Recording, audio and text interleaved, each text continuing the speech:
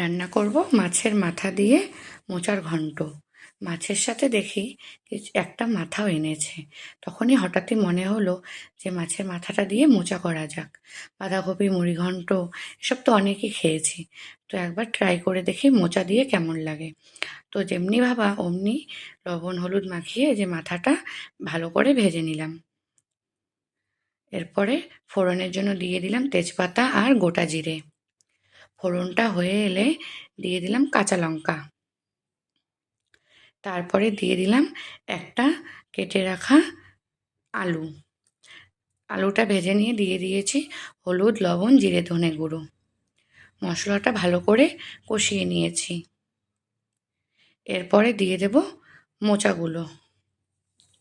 মোচাটা মশলার সাথে মিশিয়ে নেব।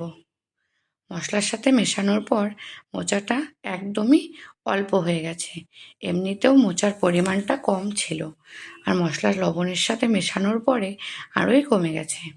তো মোচাটা সেদ্ধ করে নিয়ে দিয়ে দিলাম মাথাটা।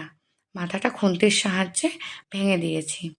মাথা আর মোচা ভালো করে মিশিয়ে নিয়েছি। এরপরে দিয়ে দেব ঘি। এই মোচাটাতে একটু ঘি বেশি দিলে তাতে টেস্ট আরও বাড়ে। গরম মশলা দিয়ে নামিয়ে নিয়েছি।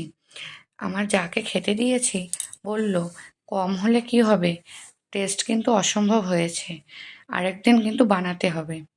তো আপনাদের যদি ভিডিওটি ভালো লাগে একটি লাইক করে দেবেন।